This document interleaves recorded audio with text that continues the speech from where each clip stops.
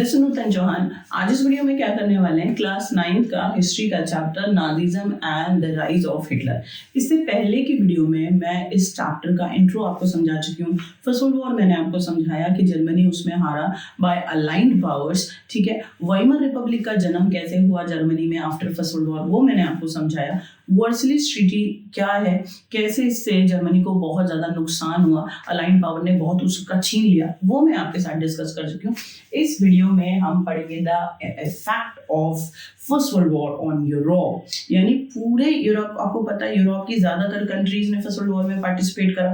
सीधी सी बात है कि अगर वॉर में जाओगे इतने बड़े लेवल पे तो आपको सोल्जर का खाना भी है, सैलरी भी है, ठीक है, क्लोथ्स भी हैं और वेपन्स भी हैं, तो इतना सारा खर्चा लगेगा।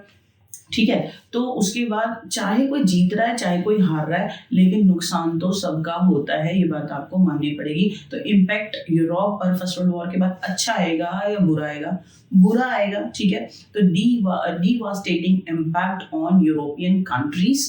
उन्हें बहुत ज्यादा साइकोलॉजिकल और फाइनेंशियल ड्रेन आउट देखना पड़ा, बहुत ज्यादा उनका पैसों का नुकसान हो गया। ठीक है, साइकोलॉजिकल, अब इतने लंबे टाइम तक 1914 से 18 तक लड़ेंगे तो आपकी साइकोलॉजिकल कंडीशन अच्छी हो गई नहीं, डिप्रेस फील करेंगे ना। तो यूरोपियन कंट्रीज का क्या हाल रहा वो मैं आपके सामने रख रही हूँ फर्स्ट वर्ल्ड वॉर के बाद।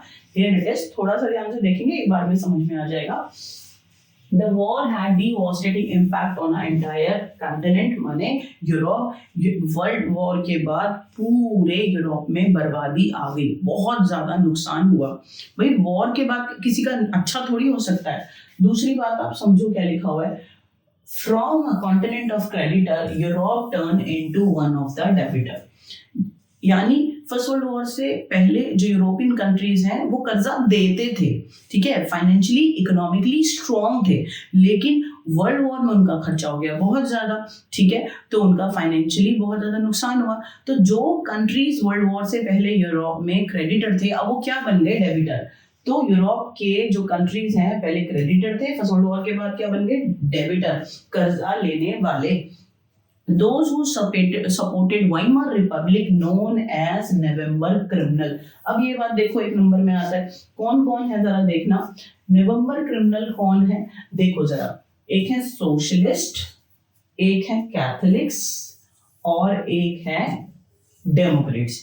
इट मींस जिसने वाइमर रिपब्लिक को सपोर्ट करा उन्हें नवंबर क्रिमिनल कहते हैं। क्यों कहते हैं? आपको पता है कि Weimar republic sign treaty with allied power, Versailles treaty, और इस ट्रीटी की वजह से क्या हुआ कि जो जर्मनी है उसका बहुत कुछ नुकसान हो गया, बहुत कुछ हाथ से छीन गया, अलाइंड पावर ने ले लिया। तो इसीलिए जो भी वाइमर रिपब्लिक को सपोर्ट करेगा उनको नवंबर क्रिमिनल कहते थे। ठीक है, तो डेमोक्रेट्स हैं, सोशलिस्ट हैं और कैथोलिक्स हैं जिन्होंने वाइमर रिपब्लिक का सपोर्ट करा और इसलिए उनको नवंबर क्रिमिनल कहते हैं। ठीक है, soldiers came to be placed above civilian. First world war के बाद ना सोल्जर्स को बहुत रेपुटेशन मिल गई, बहुत इंपॉर्टेंस मिल गई, उनकी बहुत ज्यादा तारीफ करनी गई। क्यों अब जो वर्ल्ड वॉर हुआ है तो सबको लगा भाई आगे भी वॉर हो सकते हैं, तो सोल्जर्स का बहुत ज्यादा इंपॉर्टेंस बढ़ गई कि नहीं, ये देश को ज्यादा अच्छे से संभालेंगे एज कम्पेयर टू सिविलियन। वो नौकरी करते हैं, अपना घर चलाते हैं। ठीक है, तो क्या कह रहे हैं कि यूरोप में फर्स्ट वर्ल्ड वॉर के बाद जो सिविलियन है उनसे ज्यादा रेपुटेशन किसकी हो गई? सोल्जर्स की हो गई। सिंपल सी बात है। Media glorify the trenches like, trenches होता है गड्ढे, गहरे गड्ढे में, ठीक है, बहुत लंबे टाइम तक सोल्जर रह रहे हैं अटैकर से बचने के लिए कि जब अटैकर आएगा तब छुप कर एकदम से अटैक कर देंगे। ठीक है, लेकिन आपको लगता है कि गड्ढे में रहना कोई बहुत आसान बात होती है? तो media glorify the life of trench, कि कैसे सोल्जर गड्ढों में रहते हैं, कितनी बहादुरी कर रहे हैं, but this is not true. They face miserable condition, they live with rats, those feeding corpses. बात समझो क्या कह रही हूँ मैं आपसे। जो सोल्जर है वो ट्रेंच में रहते हैं, बहुत कठिन है। कैसे? क्योंकि वहाँ चूहे भी रहते हैं, वहाँ उनके साथ जो लोग भूख के मर गए और बीमारी से मर गए वो लाशें उसी गड्ढे में रहती थी, उन्हें चूहे खा रहे हैं। तो कितनी ज्यादा मिजरेबल सिचुएशन से गुजर रहे हैं सोल्जर। बात समझ में आ गई?